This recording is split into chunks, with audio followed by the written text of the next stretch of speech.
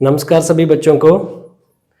हम शुरुआत कर रहे हैं आज एक्सरसाइज 3.2 की, जिसमें हम लाइनर वाली जो इक्वेशंस है उनको अपने सॉल्व करेंगे।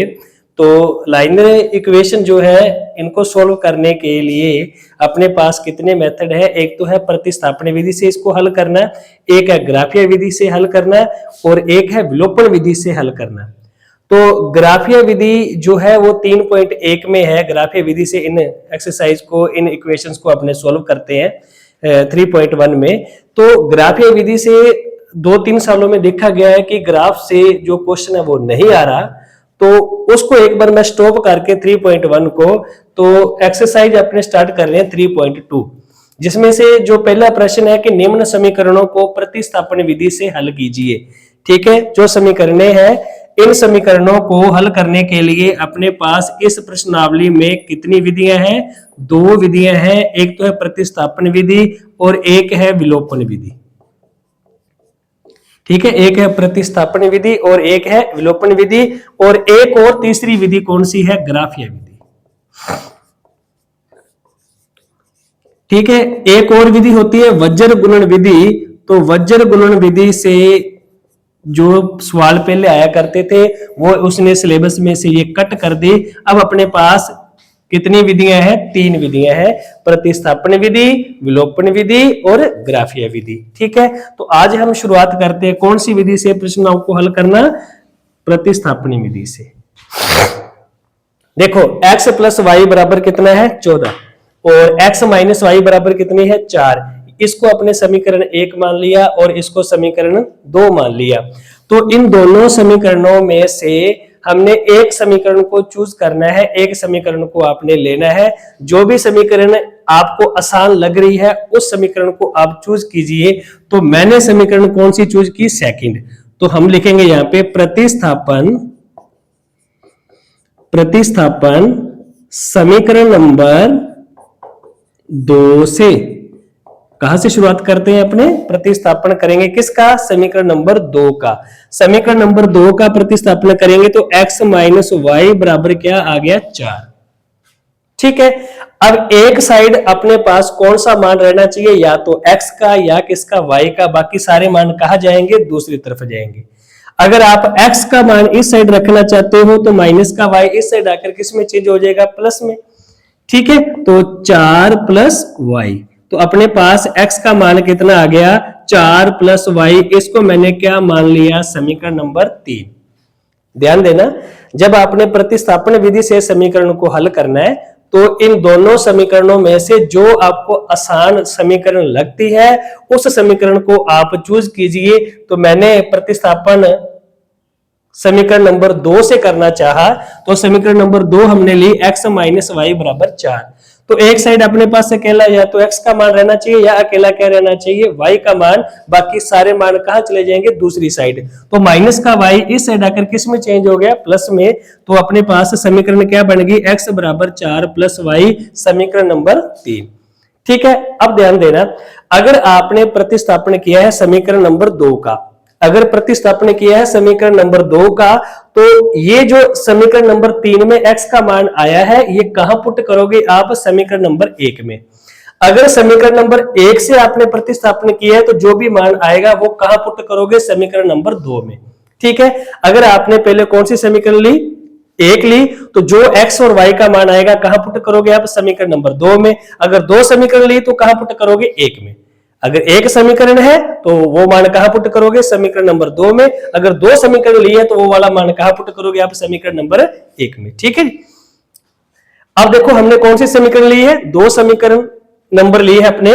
तो समीकरण नंबर 2 को हमने चूज किया है, तो ये वाला मान हम किस में रखेंगे? समीकरण नंबर 1 में रखेंगे। बिल्कुल, तो यहां पे हम क्या लिखेंगे? x बराबर 4 प्लस वाई समीकरण 1 में रखने पर। तो जो समीकरण नंबर 1 है अपने पास x प्लस वाई बराबर 14, इसमें जो x का मान है उस x की जगह पे हमने क्या रखना है? 4 प्लस वाई। तो x की जगह पे मैंने क्या रख दिया? 4 प्लस वाई। उसके बाद क्या है? y बराबर 14। ध्यान देना, x की जगह पे मैंने क्या पुट कर दी वैल्यू 4 प्लस वाई, उसके बाद में फिर क्या है plus y is equal to 14। अब देखो y और y दोनों जुड़ जाएंगे, y और y को जोड़ दिया कितना आ गया 2y, कितना आ गया 2y, और ये प्लस का 4 इस साइड आकर किस में चेंज हो गया माइनस में, तो 14 माइनस 4, तो 14 में से आपने 4 घटा दिया कितना आ गया 10, गुणा वाली संख्या कहां चली जाएगी भाग में, तो y का मान कितना आ गया 5, y का मान कितना आ गया 5। ठीक है, दोबारा फिर देखिए, हमने इन दोनों समीकरणों में से एक समीकरण को चूज करना है, एक समीकरण का आपने चयन करना है, तो इन दोनों में से जो मेरे को आसान लगी हमने वो समीकरण ली, कौन सी, समीकरण नंबर 2। अगर समीकरण नंबर 2 का आपने प्रतिस्थापन कर दिया है तो वो वाला मान हम कहां रखेंगे, समीकरण नंबर 1 में। अगर आपने समीकरण नंबर 1 का प्रतिस्थापन किया है तो वो वाला मान हम कहां रखेंगे, समीकरण नंबर 2 में रखेंगे। ठीक है, हमने समीकरण नंबर 2 को लिया तो ये वाला मान हमने कहां रखा, समीकरण नंबर 1 में। तो समीकरण 1 मैंने वैसी की वैसी ही लिख दी, x प्लस वाई बराबर 14, तो x की जगह पे हमने क्या रखा 4 प्लस वाई, उसके बाद में क्या है प्लस वाई बराबर 14, y और y दोनों जुड़ गए कितने आ गए 2y, ये प्लस का 4 इस साइड आकर किस में चेंज हो गया माइनस में, तो 14 में से 4 घटा दिए कितने आ गए 10, तो गुणा वाली संख्या कहां आ गई भाग में, 10 को 2 का भाग दिया कितना आ गया 5, तो y का मान कितना आ गया 5। अब हमें x का मान भी चाहिए, अब जो y का मान 5 आया है ये कहां रखेंगे, अपने समीकरण नंबर 3 में। किस में रखेंगे, समीकरण नंबर 3 में। तो हम क्या लिखेंगे, y बराबर 5 समीकरण नंबर 3 में रखने पर क्या है समीकरण नंबर 3, समीकरण नंबर 3 है x बराबर 4 प्लस वाई, तो y की वैल्यू कितनी पुट करनी है अपने 5, तो x बराबर क्या आ गया 4 प्लस y की जगह पे क्या आ गया 5, 5 और 4 जोड़ दिया कितना आ गया 9, तो x का मान कितना आ गया 9, तो अपने पास आंसर आ गया x का मान आ गया 9 और y का मान कितना आ गया 5 आ गया। ठीक है, तो समझ में आ गया होगा आपको x का मान कितना आ गया 9 और y का मान कितना आ गया 5। तो इस तरीके से हम प्रतिस्थापन विधि से दोनों समीकरणों को आसानी से हल कर सकते हैं। ठीक है, अब अपने देखते हैं प्रश्न संख्या 2। इसके आगे जो प्रश्न है इसके बाद उसको अपने सोल्व करते हैं। आप रोककर वीडियो को पॉज करके आप इसमें जो भी क्वेश्चन है उसको आप उतार लिया करो, नोट कर लिया करो। ठीक है, नेक्स्ट देखिए आप जो प्रश्न है इसका s माइनस टी बराबर 3, बहुत बढ़िया प्रश्न। Second number s minus T बराबर 3, समीकरण नंबर क्या मान ली 1। दूसरा है s बटे 3 प्लस t बटे 2 बराबर 6। अच्छा प्रश्न है। ठीक है, अब इसमें देखिए आप जो s माइनस टी बराबर 3 है ये तो समीकरण नंबर आ गई 1। अब जब अपने दूसरी समीकरण को हल करेंगे तो s बटे 3 प्लस टी बटे 2 बराबर 6, तो हमने इसको लाइनर इक्वेशन बनाना है। ठीक है, उसको बनाने के लिए हमारे पास जो 3 और 2 है और इन दोनों का एलसीएम कितना आ रहा है 6 आ रहा है, 3 और 2 का एलसीएम कितना आ रहा है 6, एलसीएम जितना आ जाए उस एलसीएम का इस समीकरण के साथ क्या कर देंगे, गुणा कर देंगे। तो हम यहां पे लिखेंगे कि लेस है 6 है, तो समीकरण को 6 से गुणा करने पर, समीकरण को किससे गुणा कर देंगे, अपने 6 से गुणा कर देंगे।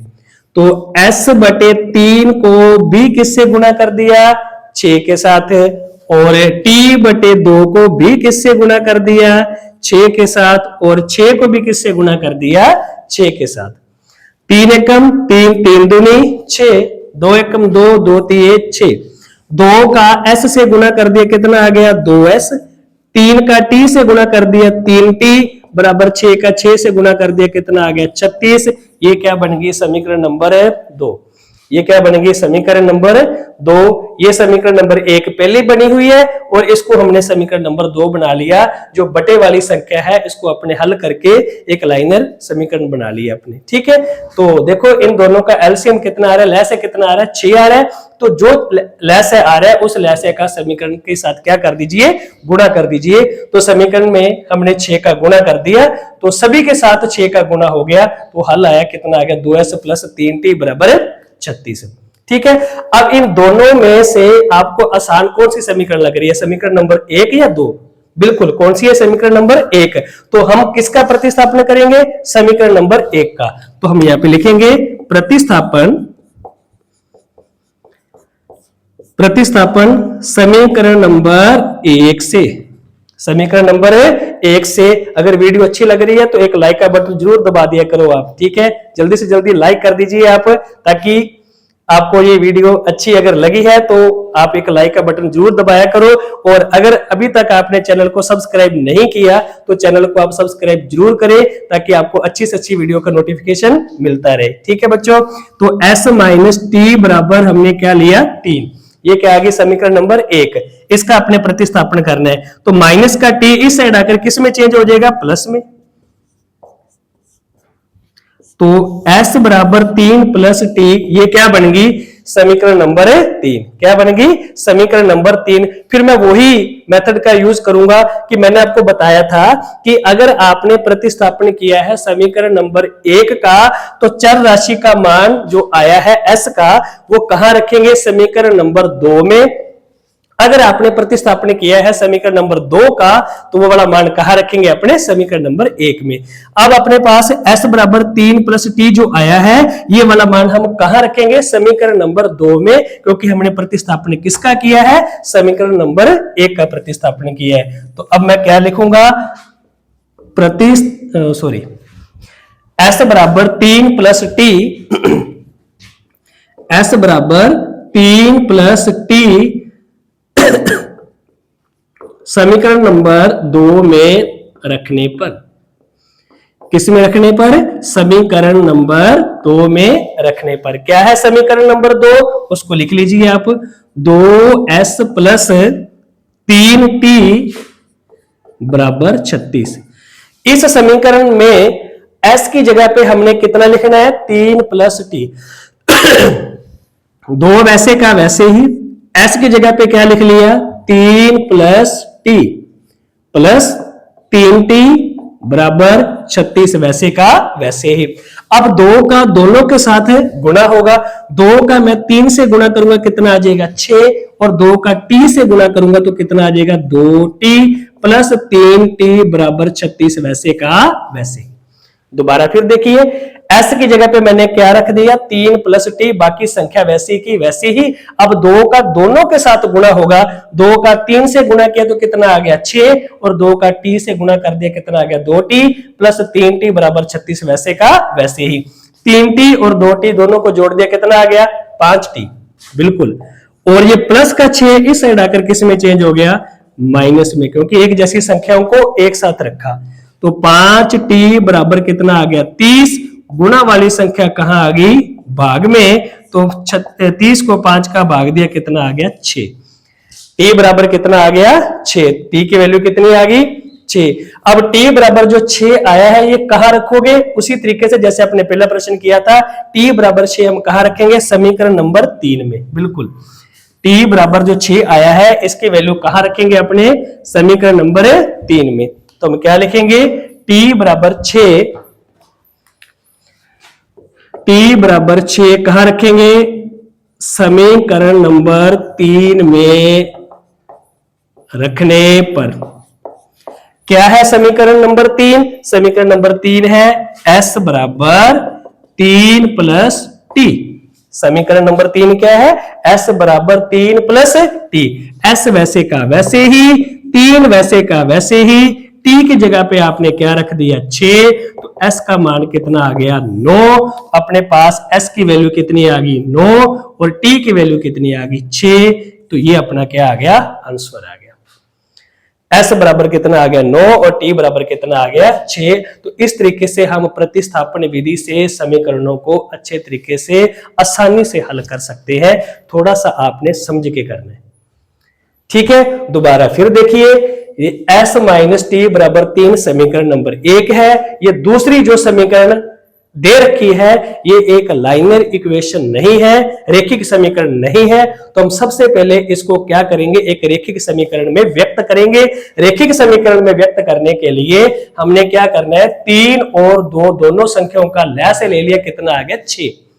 जितना लसाअ आया है उस लसाअ का समीकरण के साथ गुणा कर देंगे। तो इन सभी पक्षों को किससे गुणा कर देंगे, 6 से, क्योंकि इसके बटे में भी 1 है। तो तीनों का अगर आपने एलसीएम लिया तो कितना आया, 6 आया। तो 6 के साथ आपने गुणा कर दिया तो ये कट गया, 2 का S से गुणा किया 2S, 3 का T से गुणा किया कितना आ गया 3T, और 6 का 6 से गुणा किया कितना आ गया 36।